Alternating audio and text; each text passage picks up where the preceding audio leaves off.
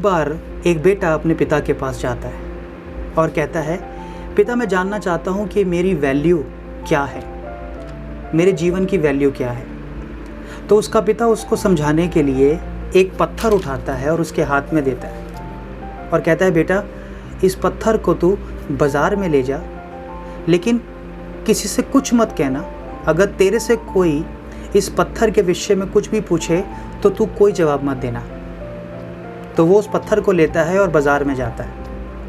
और बाज़ार में जब जाता है तो वहाँ पर एक महिला उसको मिलती है और उसे कहती है, बेटा ये पत्थर तेरे हाथ में है, ये कितने का है?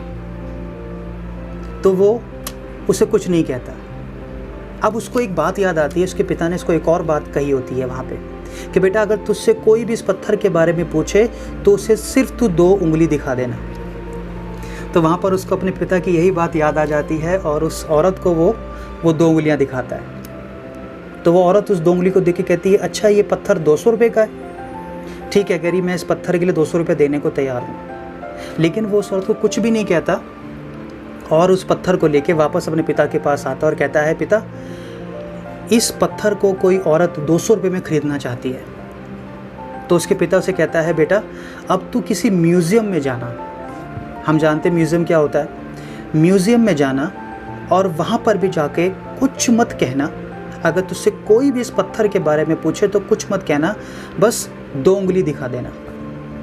अब वो म्यूज़ियम में जाता है और जाकर एक व्यक्ति उसको मिलता है और कहता है, ये पत्थर तेरे हाथ में है, ये तू पत्थर कहाँ से लाया?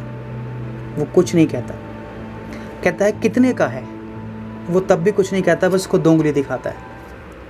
और फिर वो व्यक्ति 2 उंगली देखकर सोचता है, अच्छा इस पत्थर की कीमत 20,000 रुपये है। कहता है ठीक है, मैं तुझे 20,000 देने को तैयार हूँ, मुझे ये पत्थर दे दे।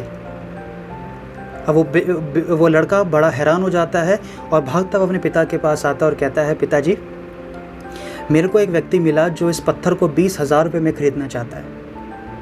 पिता उसे कहता है कि बेटा अब तू एक कीमती पत्थरों की दुकान पे जाना। तो वो पिता की बात को सुनकर एक कीमती पत्थरों की दुकान पर जाता है और वहाँ पर जाकर खड़ा हो जाता है, शांति से चुपचाप कुछ नहीं कहता। अब वहाँ पर जो पत्थरों की दुकान का मालिक होता है उसे देखता है, उस पत्थर को देखता है और कहता है, ये तुझे पत्थर कहाँ से मिला? ये पत्थर तो बहुत कीमती है, ये मैं बहुत समय से ढूंढ रहा था। उसे कुछ नहीं कहता। तो वो उस लड़के को कहता है कि इस पत्थर की तू कितनी कीमत लेगा? वो फिर उसको 2 उंगली दिखाता है। तो वो आदमी कहता है, अच्छा 2 लाख रुपए? ठीक है, कहता है मैं 2 लाख रुपए में इस पत्थर को ख़रीदने के लिए तैयार हूँ।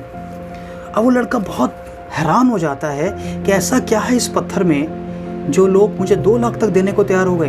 वो भागता हुआ अपने पिता के पास जाता है और कहता है, पिताजी एक व्यक्ति मुझे मिला है पत्थरों की दुकान पर जो इस पत्थर को 2 लाख रुपए में ख़रीदना चाहता है। कहता मैं क्या करूं? कहता बेटा जा और जाकर 2 लाख रुपए में इस पत्थर को बेचा।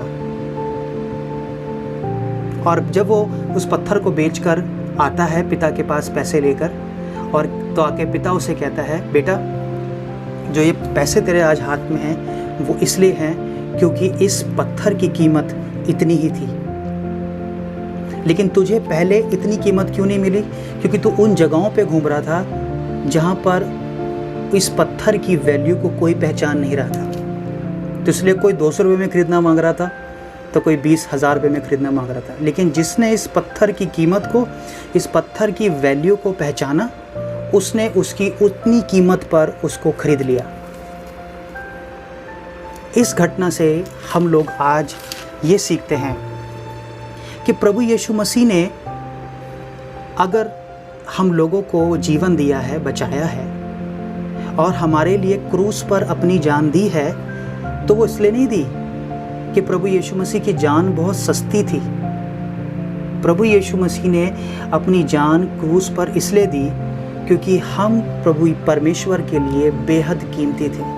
आप परमेश्वर के लिए बेहद कीमती थे। आपकी वैल्यू परमेश्वर की नज़र में बहुत ज़्यादा थी। इसीलिए परमेश्वर ने आपको और मुझे खरीदने के लिए उसके पास जो सबसे प्यारी चीज़ थी उसको भी उसने दे दिया।